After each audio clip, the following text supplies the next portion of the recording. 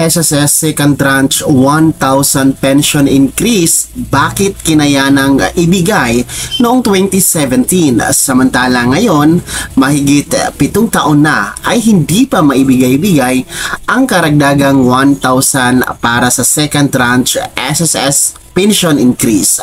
Ano na kaya ang nangyayari dito mga ka-vlogs? Maibibigay pa ba ito? At ano ang malaking papel na ginagampanan ng Marcos administration? Hold up.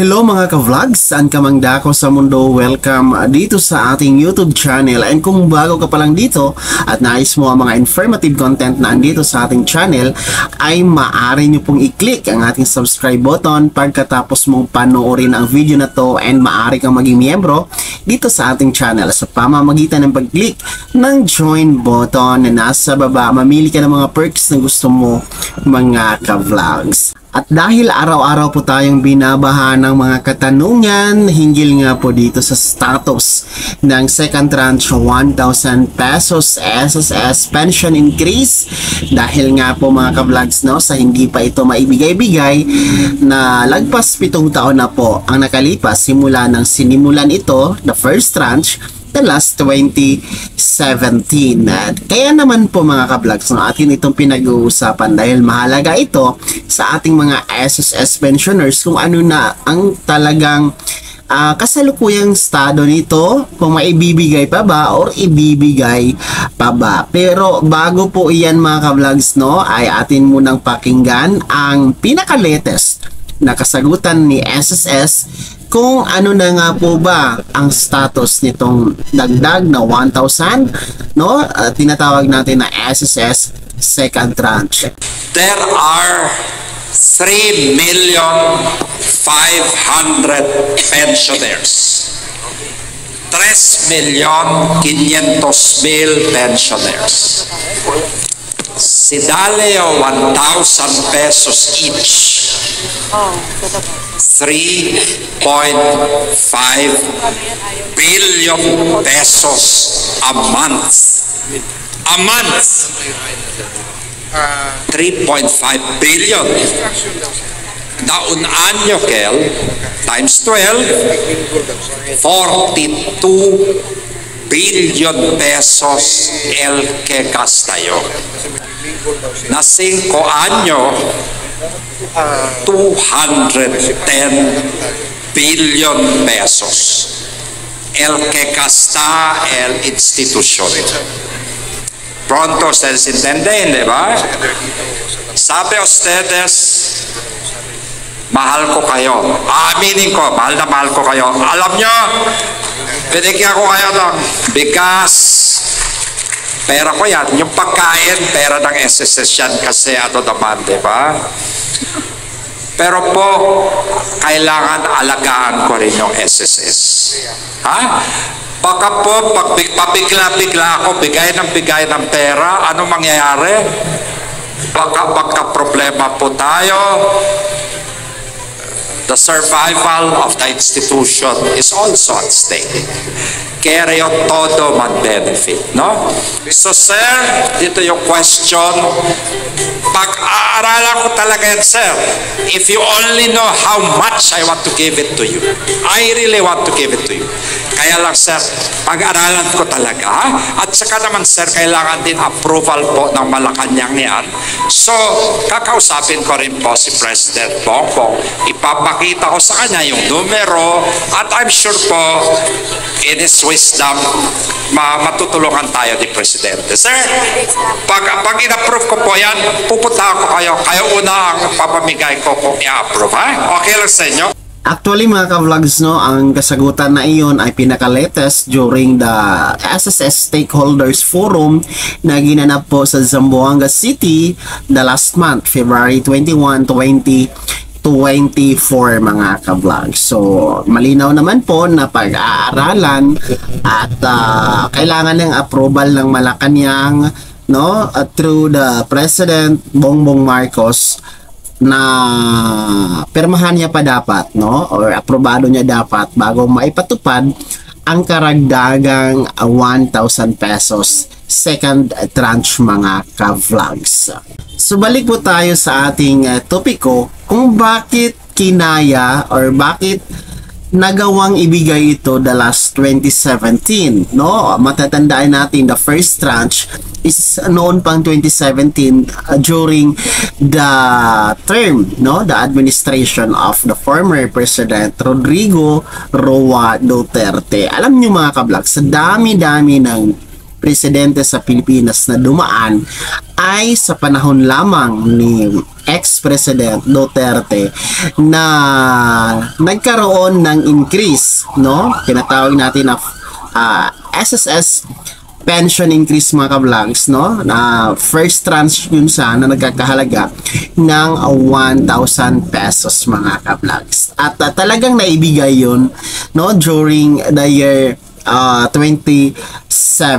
Ngayon po, the 2024 is term na, since 2022 ay term na ng bagong administration, the President Ferdinand Marcos mga ka-vlogs. And 7 taon na po, no, ang nakakaraan at hindi pa nga naibigay itong karagdagang second tranche 1,000 pension increase. So siguro sa tingin ko, no, sa gaya ng akin, depende ito sa administration na namumuno sa ating bansa mga ka-vlogs. Dahil gaya ng sinabi ko, kung kinaya naman po noong 2017, kung naibigay naman po noong 2017, ay bakit hindi talaga naibibigay ngayon, no?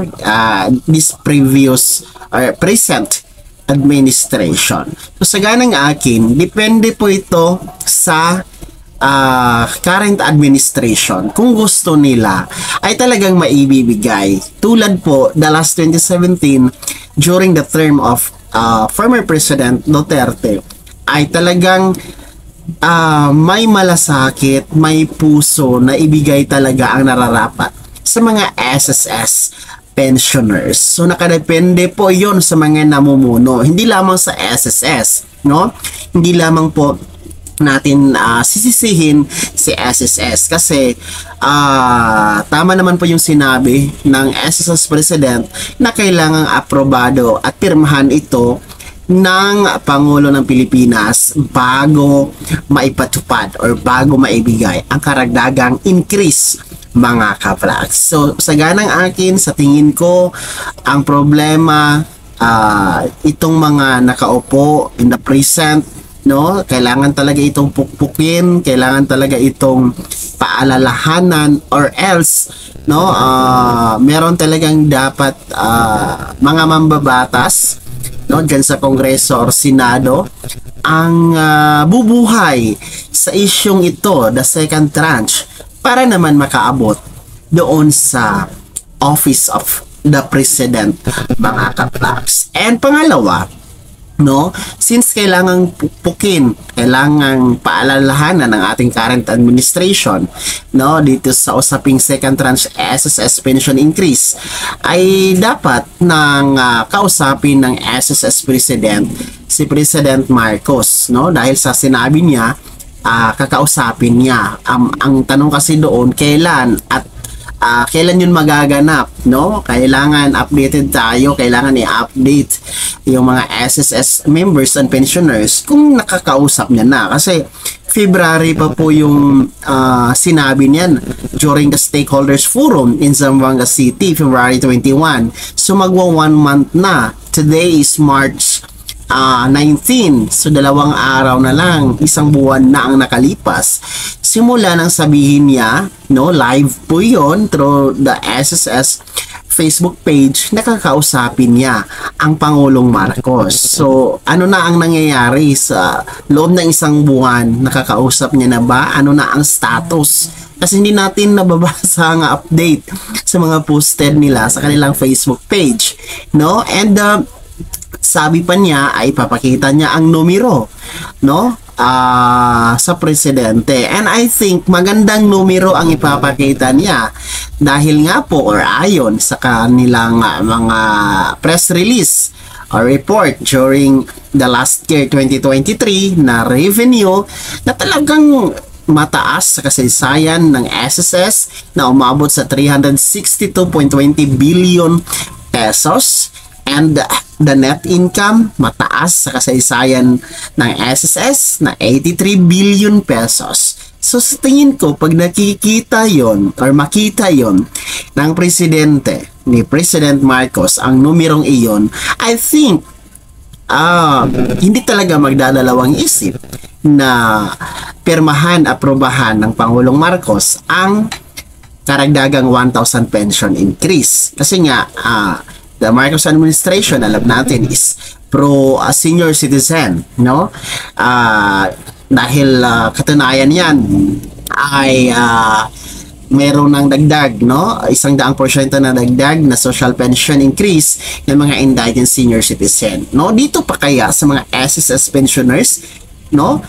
Hindi naman siguro ipagdadamot ng Pangulong Marcos ang karagdagang 1,000 increase, mga ka-vlogs. Siguro dapat lang talagang kausapin na, no, ng SSS President si Pangulong Marcos. So, mag-1 month na kasi wala pang update. Ano na ang nangyayari? Yan ang tanong natin sa SSS, no, particular sa SSS President, mga ka-vlogs. Dahil kung atin pong aantayin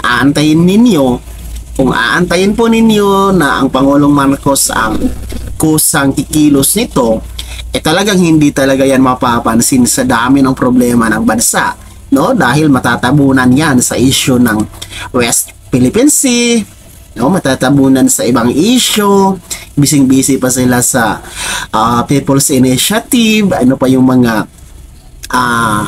busy agenda nila, mga problemang kinakaharap ng ating bansa, mga ka-vlogs, no? Huwag antayin, kailangan na talagang ipakita ang numero sa Pangulong Marcos and kumbinsihin, no? I think makikita naman talaga the numbers are good, no? Meron na yung analysis ang president, makikita niya na hindi naman malulugi si SSS. What is 42 billion, no? Yan yung estimated nila kasama ang 30th month pay. What is estimated 42 billion, no? Out of 83 billion na net income. May matitira pa po kay SSS. And ito talaga yung sa tingin ko, mga ka-vlogs, no? Kung gusto talaga, maraming paraan. Kung ayaw, maraming dahilan. So as of now, March 19, 2024, the status of the second tranche 1,000 pension increase ni SSS para sa lahat ng mga nagtatanong, still wala pa po. At sana naman ay maibigay na ito sa mas lalong madaling panahon, mga ka-vlogs, dahil dumadami naman po ang kita ni SSS mula sa ating mga contributions, pagbabayad ng loan, plus ng kanilang mga investment. Kaya nararapat na ibigay ang para sa mga SSS members and SSS pensioners. Sana'y naging gabay ang video na to kahit paano nabigyan tayo ng bagong kaalaman. Kung hindi ka pa nakasubscribe dito sa ating YouTube channel, maaari nyo pong i-click ang ating subscribe button na nasa baba. Huwag niyong kaligtaan na i-turn on ang notification bell. Ilagay mo sa all para updated ka sa mga bagong videos na i-upload ko. And maaari mo ding i-like ang video na to. Kung meron ka pang mga katanungan, maaari mong i-komento sa comment section na nasa baba. And you can follow me sa aking official Facebook page na nasa screen nyo. Muli po, ito si Daniel Timpawan na nagsasabing dito sa ating YouTube channel, pawang katotohanan at lahat totoo lamang.